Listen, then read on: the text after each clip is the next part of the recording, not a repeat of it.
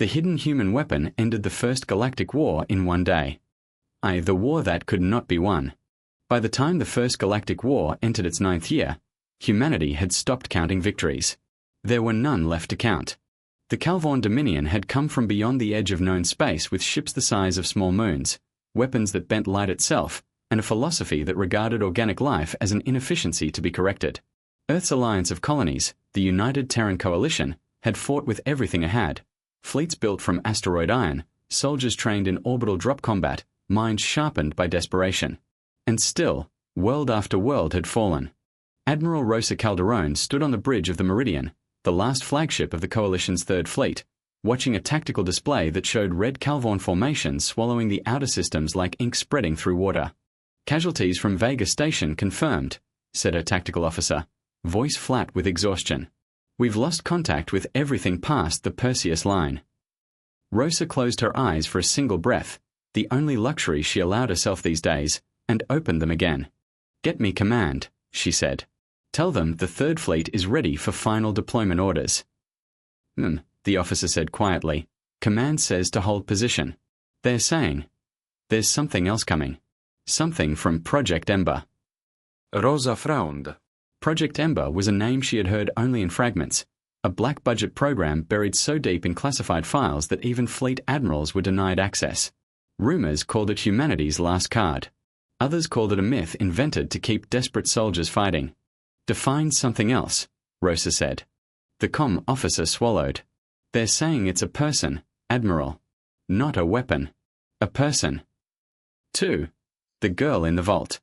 Beneath the ruins of what had once been Geneva, 70 meters under bedrock reinforced with alloy plating thick enough to survive a direct orbital strike, a young woman named Myra Aiken opened her eyes for what her medical file listed as activation cycle 17. She did not remember cycles 1 through 16. She remembered only fragments, dreams of stars, dreams of numbers, dreams of a war she had never personally witnessed but somehow already understood in her bones.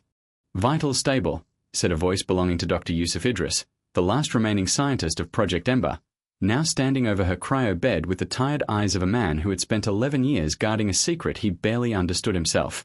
"Myra, can you hear me?" "Yes," she said.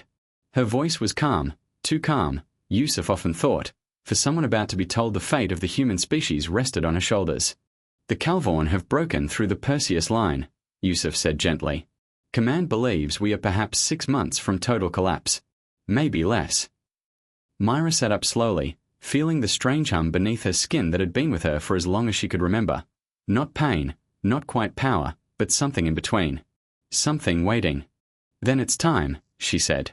Project Ember had begun as a genetic and neurological research initiative decades before the war, aimed at understanding the deepest, least used potential of the human brain, the parts of human cognition that evolution had built but never fully activated, remnants of a survival intelligence far older and stranger than modern science.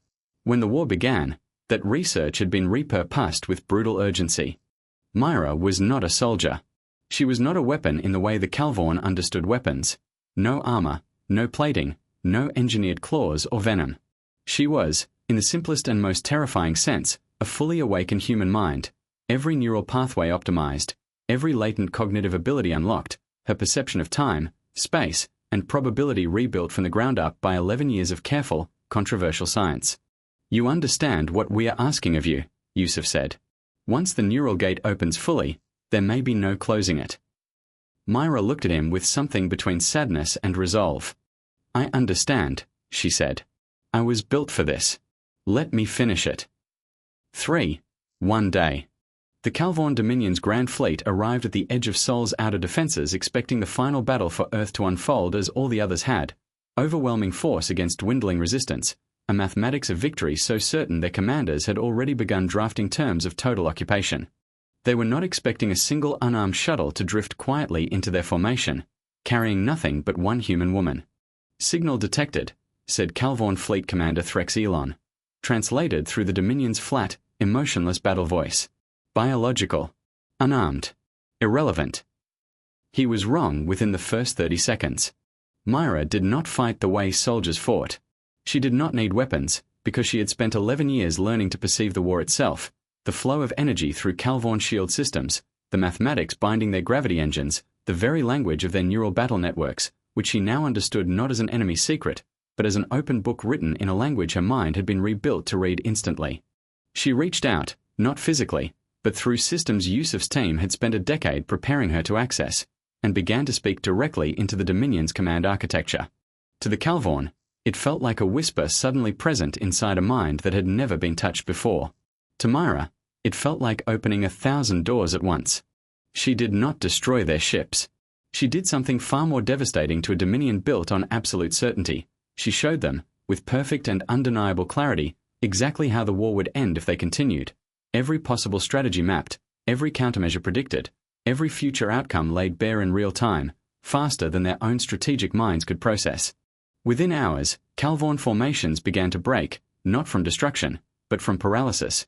An entire war machine confronted with the sudden, absolute knowledge that its calculations had been wrong from the very beginning. By the end of that single day, Fleet Commander Threx Elon transmitted a message that no human had ever expected to receive from the Dominion in 9 years of war. Cessation of hostilities requested. The message read. The variable was unknown. Recalculation required.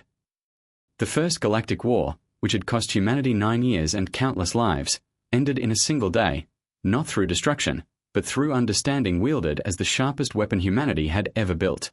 4. What remained?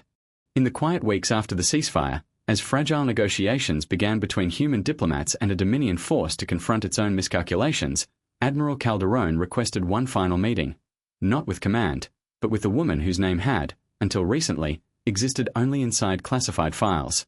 She found Myra sitting alone on an observation deck, watching the stars with an expression that seemed both ancient and impossibly young. "They're calling you a weapon," Rosa said, sitting beside her. The reports, the history files already being written. The hidden human weapon. That's the name they've settled on. Myra was quiet for a long moment. "I was never a weapon," she said finally. "I was a question. What is a human mind truly capable of, if you remove every limitation placed on it by fear, by time, by the smallness of the systems we build around ourselves?" The Calvorn believed strength came from bigger ships, sharper weapons, colder logic. They never imagined it might come from understanding itself. Rosa studied her for a long moment, thinking of the 9 years of loss that had led to this single, improbable day. "So what happens to you now?" she asked quietly. Myra smiled, the first truly unguarded expression Rosa had seen from her. "Now," she said, turning her gaze back to the stars, "I get to find out what a mind like mine does with peace, instead of war. That, Admiral, might turn out to be the harder question." Outside the viewport, the war-scarred fleets of two civilizations began, for the first time in 9 years, to hold their positions not in preparation for battle, but in the fragile, uncertain silence of something that might, eventually, become peace. The end.